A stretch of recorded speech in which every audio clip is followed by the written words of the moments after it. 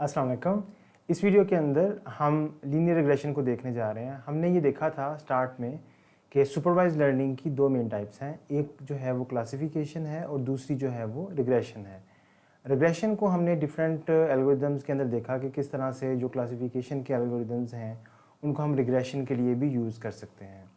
Linear regression जो है इसकी खसूसियत ये है कि ये रिग्रेशन के लिए ही डेवलप किया गया था और ये सिंपलेस्ट एल्गोरिदम है जो कि रिग्रेशन के लिए यूज़ होता है।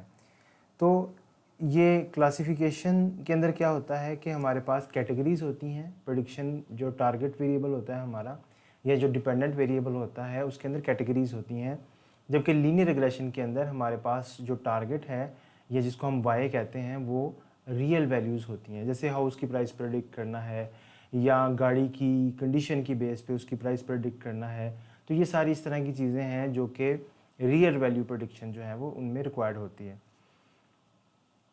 और इसमें जो कम्बिनेशन है वो हम जो फीचर्स हैं उनका लीनियर कम्बिनेशन बेसिकली जो है वो बनाते हैं। ठीक है, तो इसको भी देखते हैं कि लीनियर कम्बिनेशन जो है एक्चुअली क्या होता है। अच्छा, इसको समझने के लिए हम एक एग्जांपल डाटा सेट लेते हैं। हमारे पास जो डाटा सेट है उसमें हमारे पास स्पेंडिंग ऑन एड्स है। फॉर एग्जांपल एक कंपनी जो है वो एड्स पे कितना स्पेंड कर रही है, इसको हम एक्स, ये हमारा एक्स है, और सेल्स जो है उसकी कितनी है वो हमारा वाई है। ठीक है, तो ये लेट्स से इन मिलियंस हैं, तो और ये उसकी जो है वो फीचर्स हैं, हमारे इनपुट के फीचर्स हैं, और ये टारगेट वैल्यू है जो कि हम प्रिडिक्ट करना चाह रहे हैं। पर्पज़ अगेन वही है कि नेक्स्ट कोई एक अननोन अनसीन एग्जांपल आ जाती है। फॉर एग्जांपल 5 आ जाता है या 5.2 आ जाता है कि अगर हम इतनी इन्वेस्टमेंट करें एड्स पे तो हमारी कितना रेवेन्यू जनरेट होगा उस ईयर के अंदर। तो ये बेसिकली हम इस तरह से एक मॉडल बनाना चाह रहे हैं कि वो हमें इस इनपुट की बेस पे आउटपुट जो है वो बता सके। ठीक है, अच्छा, अब यहाँ पे तो चंद एक वैल्यूज़ हैं। मेरे पास जो डाटा सेट है इसका उसमें काफ़ी सारी वैल्यूज़ हैं, तो मैंने उसको स्कैटर प्लॉट के अंदर यहाँ पे शो किया हुआ है। तो यहाँ पे आप देख सकते हैं कि जो एड पे स्पेंडिंग कर रही है कंपनी वो एक्स एक्सिस पे आ रहा है, और जो सेल्स हो रही हैं उसके मुकाबले में उस साल के अंदर वो वाई एक्सिस में आ रहा है। और इसके अंदर एक ट्रेंड है, यानी कि आप देख रहे हैं जैसे जैसे स्पेंडिंग बढ़ती जा रही हैं एक ट्रेंड है कि ये जो पॉइंट्स हैं ये भी इंक्रीजिंग की तरफ जा रहे हैं। ठीक है, इंक्रीजिंग इनमें इनमें इंक्रीमेंट आ रहा है, ये बढ़ रहे हैं। तो एक ट्रेंड जो है इसमें इस तरह का है, एक पैटर्न है कि ये इंक्रीजिंग में है। अच्छा, ये यहाँ पे ये चीज़ समझने की है कि हम एक लाइन को यूज़ करते हुए इस डाटा को मॉडल करना चाह रहे हैं। तो लाइन जो है उसकी इक्वेशन क्या होती है, अगर आपको याद हो, आपने मैथमेटिक्स के अंदर ये चीज़ पढ़ी होगी कि जो लाइन की इक्वेशन है that is y is equal to M X plus C. C जो है वो किस चीज़ को रिप्रेजेंट करता है, वो y इंटरसेप्ट को रिप्रेजेंट करता है।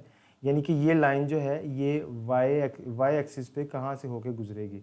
ठीक है, यानी कि फॉर एग्जांपल ये यहाँ से अगर गुजर रही है तो ये हमारा y इंटरसेप्ट होगा, और m जो है वो बेसिकली स्लोप होती है।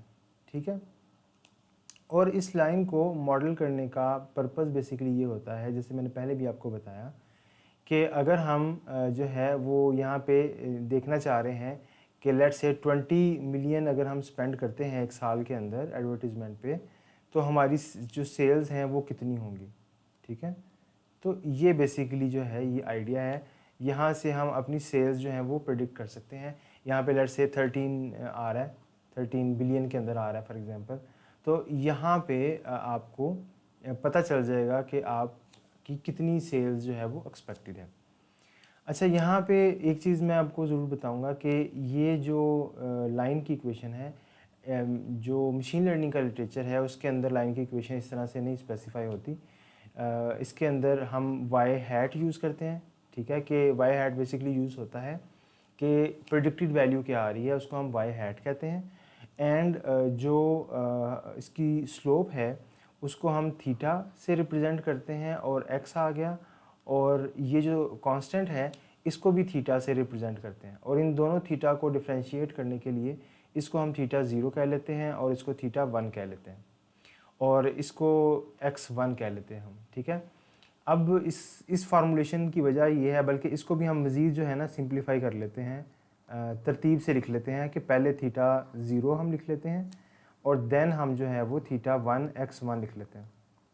अच्छा, इसको इस तरह से लिखने का मकसद ये है कि अगर हमारे पास एक से ज़्यादा फीचर्स हों तो उनको भी हम इसी तरह से अकामोडेट कर सकें। लेके let's say theta 3x theta 2x2 आ गया, थीटा 3x3 आ गया and so on up to theta mxm आ गया। ठीक है, तो ये बेसिकली इसको हम अपना हाइपोथेसिस भी कह सकते हैं कि जी ये हमारा हाइपोथेसिस है फॉर थीटाज। ठीक है, तो इस तरह से हम इस लाइन को, जो कि ये लाइन की इक्वेशन थी, इसको मशीन लर्निंग के अंदर या लीनियर रिग्रेशन के अंदर इस तरह से हम जनरली जो है वो रिप्रेजेंट करते हैं।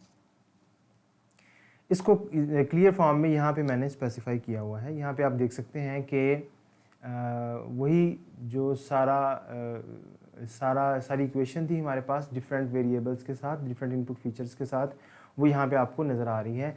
इसको हम वेक्टर की फॉर्म में नॉर्मली लिखते हैं इस तरह से। अगर वेक्टर हम इन दोनों को देखें, इसमें थीटा 1 और x1 मल्टीप्लाई हो रहा है, थीटा 2 और x2 मल्टीप्लाई हो रहा है, तो ये एक तरह से थीटाज जो है ना वो हमारे पास theta 1 theta 2 up to theta m है। और इसी तरह से जो एक्सिस हैं हमारे पास, जो फीचर्स हैं, वो भी हमारे पास ये थीटा 0 होगा और 1 होगा, वो भी x0 x1 up to xm है। अब आप ये सोच रहे होंगे कि ये 0 कहाँ से है। इसको हम अज्यूम कर लेते हैं कि इसकी वैल्यू जो है वो 1 है। ठीक है, अब इससे फ़ायदा हमें क्या होता है कि हम इस रिप्रेजेंटेशन को इस फॉर्म में रिप्रेजेंट कर लेते हैं।